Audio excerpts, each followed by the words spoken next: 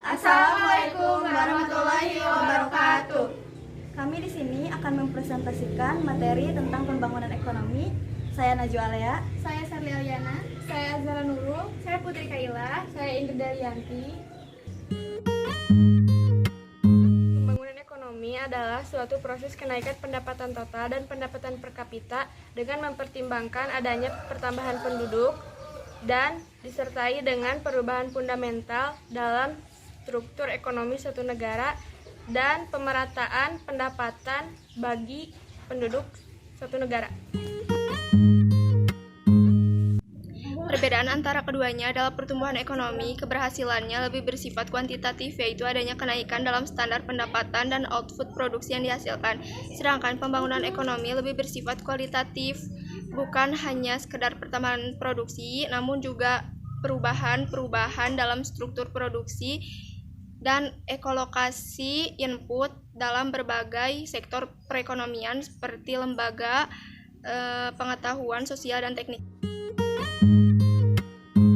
Masalah pembangunan ekonomi yaitu 1.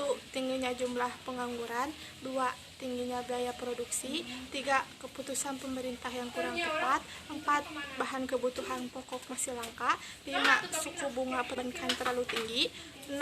Angka inflasi masih tinggi, 7. Korupsi dan inefisiensi ekonomi, 8. Penyempitan infrastruktur, 9. Ketidakmampuan pengembangan SDM dan penguasaan iptek.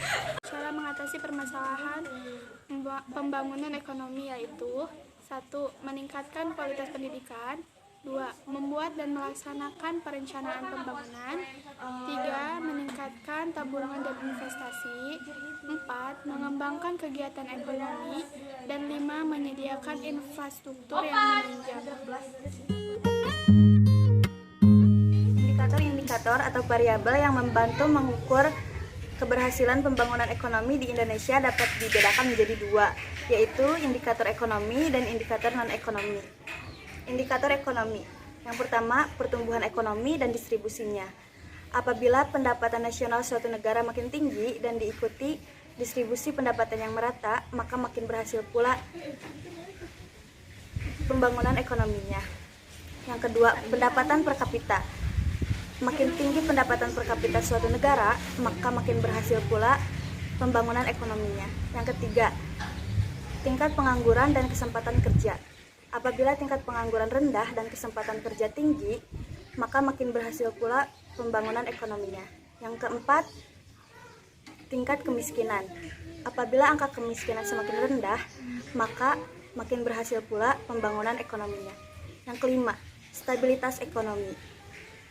Apabila suatu negara mampu menjaga stabilitas ekonomi mereka yang meliputi inflasi, utang negara, dan kurs rupiah, maka dapat dikatakan negara tersebut berhasil menjalankan pembangunan ekonominya. Indikator non-ekonomi. Yang pertama, indeks kualitas hidup. Pembangunan ekonomi dapat dikatakan berhasil apabila angka kematian bayi makin kecil, angka harapan hidup makin tinggi, dan angka melek huruf makin tinggi. Yang kedua, indeks pembangunan manusia.